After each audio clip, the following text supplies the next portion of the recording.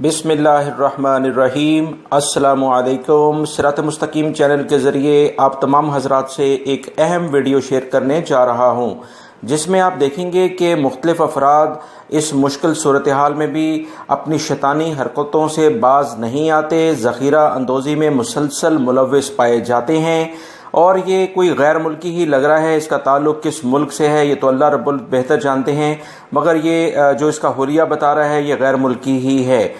دوستو، comment box میں لازماً comments کر کے بتائے گا کہ اس شخص کو اب قوانین کے مطابق کیا سزا ہونی چاہیے، کیونکہ انسان کو اپنے پل بھر کا نہیں پتہ۔ یہ جو موذی مرض ہے یہ 10 سے 15 دنوں میں بالکل انسان کو ختم کر دیتا ہے، مگر یہ شخص آپ دیکھیں اس نے گاڑی میں کس طرح سے سامان ذخیرہ کر کر کے ٹرالی میں لا کے بھرا ہوا ہے، اور یقیناً کسی بھی مارکیٹ کے اندر کا عملہ بھی اس سے ملا ہوگا، جب تبھی وہ اس قدر زیادہ چیزیں وہاں سے لے کر آ رہا ہے، کیونکہ اتنی زیادہ چیزیں لانے پر عموماً سپر مارکیٹس میں پابندی ہوتی ہے۔ اگر آپ تمام حضرات سعودی عرب میں رہتے ہیں تو اس بات کو اچھے طریقے سے جانتے ہوں گے، لہٰذا خدارہ اس مشکل وقت میں بھی اس طرح کی حرکات کرنے سے باز آئیں، چاہے کوئی سعودی شہری ہو یا غیر ملکی۔ سعودی قوانین کا احترام کریں، کیونکہ سعودی حکومت واضح طور پر کہہ رہی ہے کہ ذخیرہ اندوزی ویسے بھی اخلاقی طور پر صحیح نہیں ہے، اور قوانین کے تو بالکل عین خلاف ہے۔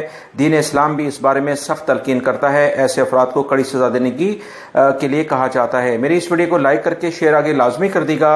سعودی عرب کی اہم ترین خبروں کا یہ لنک آپ دیکھ رہے ہیں، جو آلریڈی میں مارننگ میں روزانہ کی بنیاد پر شیئر کرتا ہوں، وہ لازمی دیکھیں، جس میں بہت اہم معلومات ہیں۔ السلام علیکم۔